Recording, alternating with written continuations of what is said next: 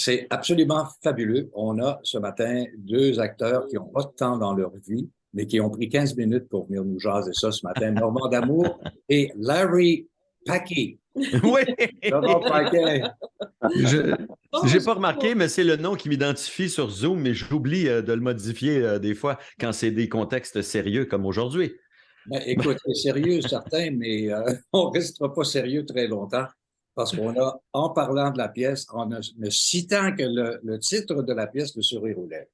Normand, bonjour. Laurent. Salut. Alors, c'est ce soir, en tout cas ces jours-ci, que démarre cette pièce qui était un film français. Alors, qui des deux va nous raconter un petit peu ce passage du cinéma au théâtre? Avec André Robitaille qui signe la mise en scène. Mais avant tout, c'était une pièce de théâtre qui a Ouais. été mise en film et que nous, on a remis à la sauce du jour, à la sauce québécoise, parce qu'il fallait absolument que les gens voient cette pièce, qui est un chef-d'œuvre pour moi, un chef-d'œuvre d'écriture. On n'a pas besoin de faire grand-chose, en fait. Laurent a juste à avoir sa face de naïf, puis moi, j'ai juste à avoir ma face de en crise de voir un gars naïf à côté de moi qui comprend fuck all à ce que je dis. Mais Mais, à part de ça, le texte est parfaitement bien écrit. On n'a rien à faire de plus. On ne fait pas de pipi cacapette, on n'a pas besoin de ça. non, non, non, c'est ça. La pièce a été adaptée pour le Québec, mais ça reste que on voulait pas. Il fallait pas que ça soit trop modifié parce que la pièce est tellement bien écrite. Moi, je reprends les mots de Normand. Pour moi, c'est un chef-d'œuvre cette pièce-là. C'est du calibre des meilleures pièces de Molière. Tu sais, c'est un chef-d'œuvre de comédie. Et puis, si on avait pris trop de liberté dans la traduction, ben dans l'adaptation, moi, je pense qu'on aurait pu perdre un peu ce qui fait la qualité de la pièce. Fait que on a changé, l'action se passe à Montréal. Mon personnage est fan des Canadiens, puis son ami est fan des Bruins. Donc, au lieu de l'OM puis l'Auxerre, mais c'est des détails comme ça qui font qu'on voit que c'est adapté pour le Québec. Mais il faut dire en même temps que la pièce a été créée en collectif et que tous ces gens qui faisaient partie du collectif, en même temps, étaient des gens qui sont passés par l'École nationale de théâtre en France, par la Comédie française, etc., etc. Donc, c'était pas une écriture banale. Et selon vous, qu'est-ce qui fait la magie de cette pièce-là?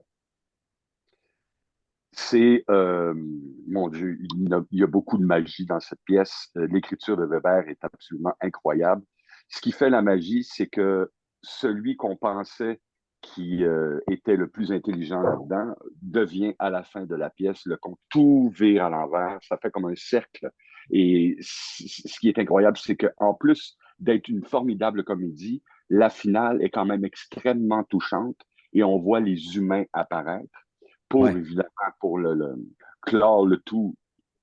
Tout redevient comme c'était supposé être. Alors, non, non, c'est un honneur vraiment de jouer cette pièce-là. Moi, aussitôt qu'on m'a offert ça, j'ai dit oui tout de suite. J'ai juste dit qui joue le con. On me dit c'est Laurent Paquin. J'ai dit où est-ce que je signe? C'est exact. Mais ce qui fait la magie aussi de cette pièce-là, c'est l'intelligence, c'est l'efficacité du texte, mais c'est beaucoup le fait que chaque personnage a une humanité. Même le personnage du con, il n'est pas que con. C'est aussi quelqu'un d'extrêmement gentil, quelqu'un de très touchant, très sensible. Et le personnage de Brochant, qui est le méchant de la pièce, celui qui s'amuse à rire des cons, ben, il y a quand même une fragilité à un moment donné parce que sa femme le quitte et on réalise que c'est pas le trou de cul qu'on pensait, là, tu sais, c'est quelqu'un qui a vraiment des vraies émotions, puis ce qui fait qu'on peut aimer un peu tout le monde dans cette pièce-là. Et à mon avis, l'intelligence du texte est beaucoup là, dans le fait que tout le monde a une humanité dans cette pièce-là et on peut s'attacher à tous les personnages, même s'ils sont méchants, même s'ils sont cons, ça reste des êtres humains qui sont attachants à leur façon, tu sais. Et justement, en parlant des personnages, qui fait partie de cette distribution incroyable, là, Qu'on je veux connaît dire? pas. Alors, on a Bernard Fortin qui joue Lucien Cheval. On a René Simard qui joue juste Leblanc. On a ma blonde Pascal Montreuil qui fait ma femme, Christine Brochant. Et on a la petite Gabrielle Fontaine qui joue la fameuse Marlène, sa sœur. Alors, La on est maîtresse. extrêmement bien, la maîtresse, on est extrêmement bien entouré. Tout ça sous la direction d'André Robitaille qui fait la mise en scène. Magnifique mise en scène. Très efficace d'ailleurs, André, avec les comédiens. Tout le monde a mis son petit grain de sel dans tout ça, mais André a fait une job incroyable de mise en scène parce que la pièce, c'est un feu roulant. Le texte, on le sait, il est déjà bon, mais la pièce, ça bouge, ça court de tous les bords. C'est très, très, très efficace. André a travaillé beaucoup sur le rythme, et puis le rythme de la pièce est vraiment très, très efficace. Et la Et sur le soirée slapstick commence. aussi. Oui, et la soirée commence avec quelque chose d'assez spécial. Est-ce que vous pouvez nous en parler? Ben écoute, les filles là-dedans ont pas beaucoup de choses à faire, alors c'est des rôles quand même assez minimes.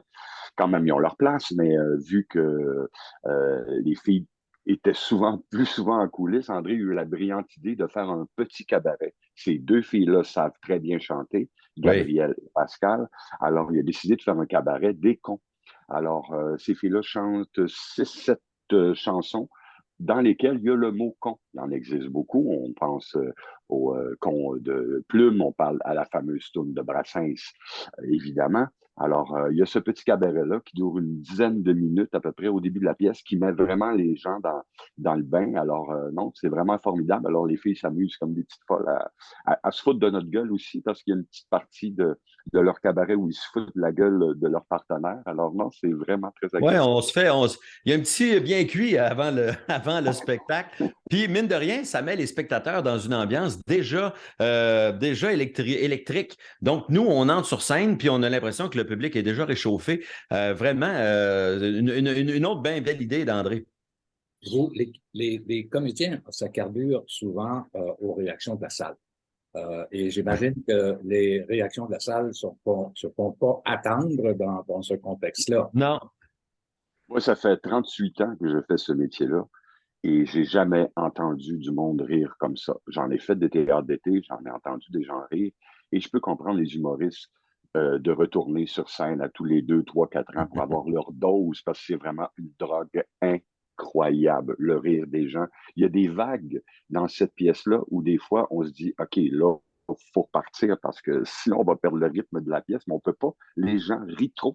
C'est fou, là. C'est fou, là. Ouais. J'ai jamais Ça entendu vous ça. arrive d'être obligé d'attendre, de donner une réplique parce que ça rit trop? Oui, Souvent. oui, oui.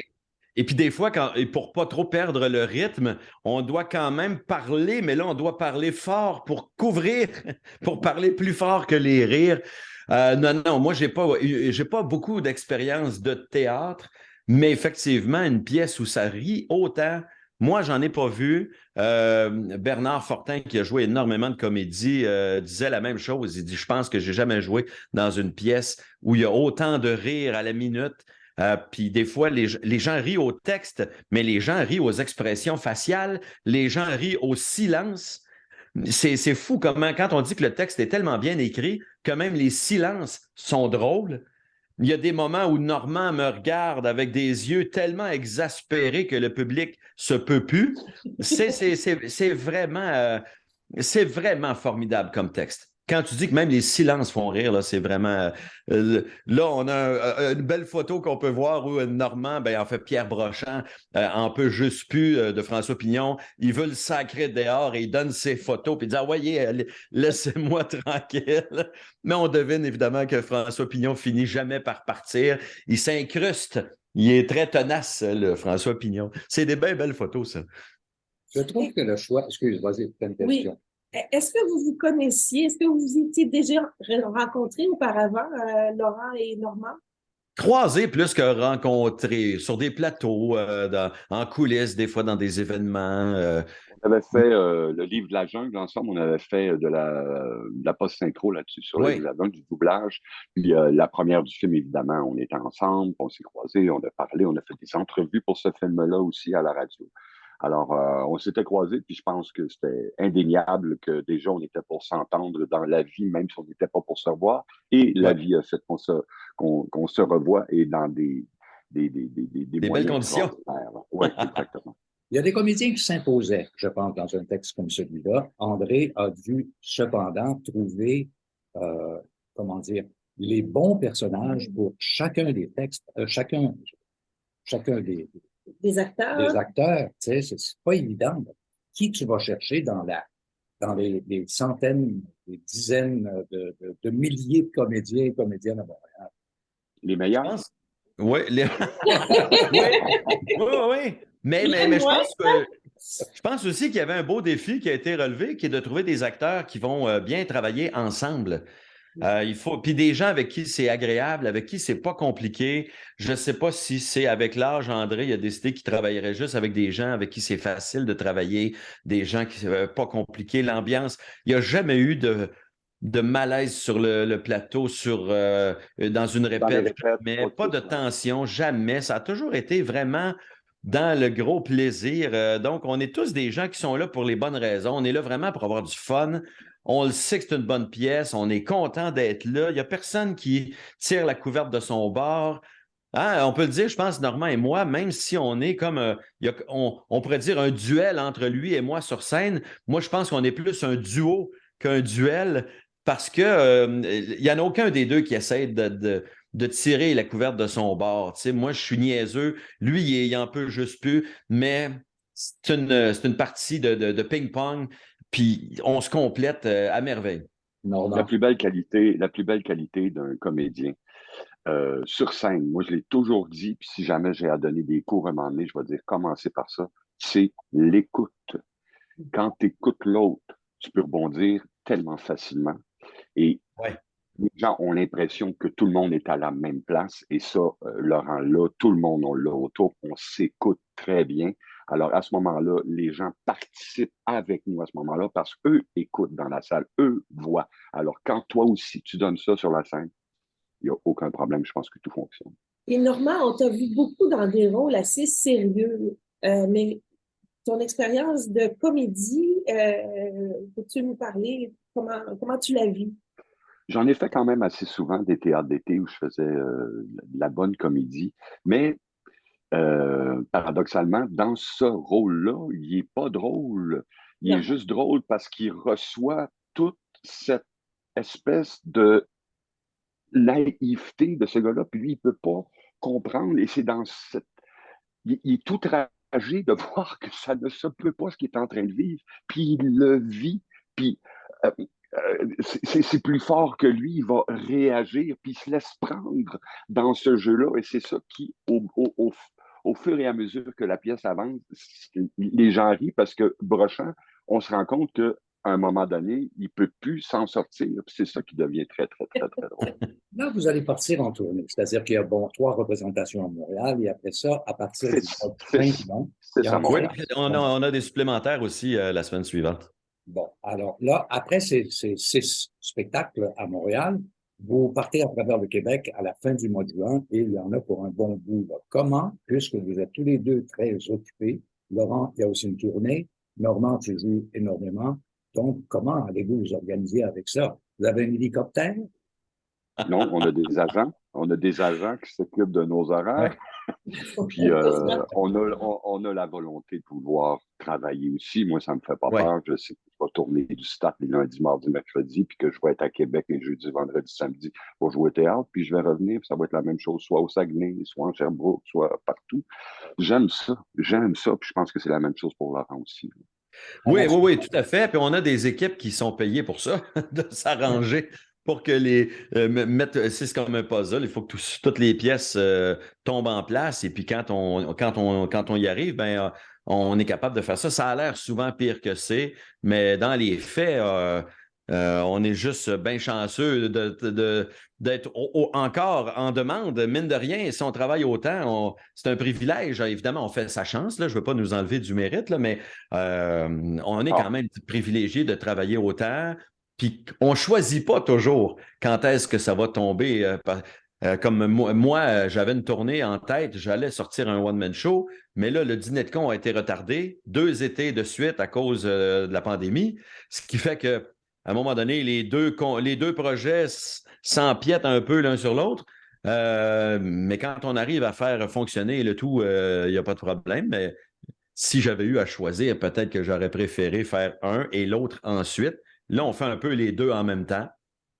Mais pour vrai, On veut juste faire plus d'argent, hein, Normand? C'est tout. C'est tout. Laurent, peux-tu nous dire un mot sur ton spectacle à solo? Oui, oui, mon spectacle solo, Crocodile distrait, c'est le titre qui a été dévoilé il n'y a pas si longtemps. C'est un spectacle qui va complètement à l'inverse de mon personnage de con parce que c'est un show assez crunchy, assez mordant. Où je me permets un peu plus de liberté. J'avais commencé ça avec mon dernier spectacle qui s'appelait Déplaire, qui est un spectacle dans lequel je graffinais un petit peu plus, puis j'ai décidé de continuer un peu dans cette veine-là. Donc, je réfléchis sur le monde, sur la vie, sur le bonheur. Le point de départ du spectacle, c'est que moi, je n'ai pas le bonheur facile. Donc, je réfléchis sur la question du bonheur. C'est qui les gens heureux? Comment on peut être heureux aujourd'hui? Puis pour combien de temps on peut être heureux? C'est une réflexion dans laquelle je me permets de graffiner pas mal. Et puis, On veut prendre de donc, punch, on peut trouver toutes les dates des spectacles à venir sur quelle adresse?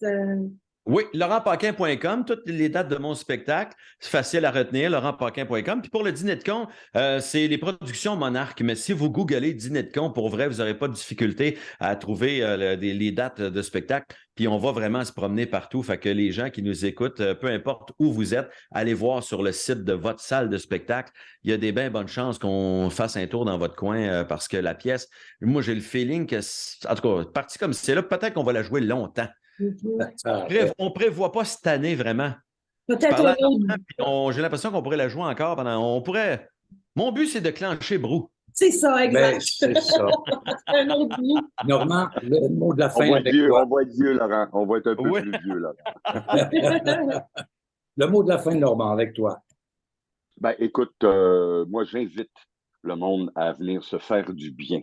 Ouais. Parce que on a beaucoup besoin de rire ces temps-ci. Le monde est un peu fou. Et même si vous avez vu le film plusieurs fois, comme moi encore, je le vois encore 2-3 fois par année, venez voir la pièce. Il y a des choses un peu différentes, mais encore là, c'est un poème, cette pièce-là. Alors, j'invite les gens à venir nous voir, c'est sûr. On va quand même vous surprendre. Vous allez quand même être surpris, même si vous pensez connaître le film. Ben, merci, Laurent. Merci, Normand. À tous les deux. Oui. Ça a été très chouette. Merci à vous. Merci. Merci beaucoup. Ciao. Bye.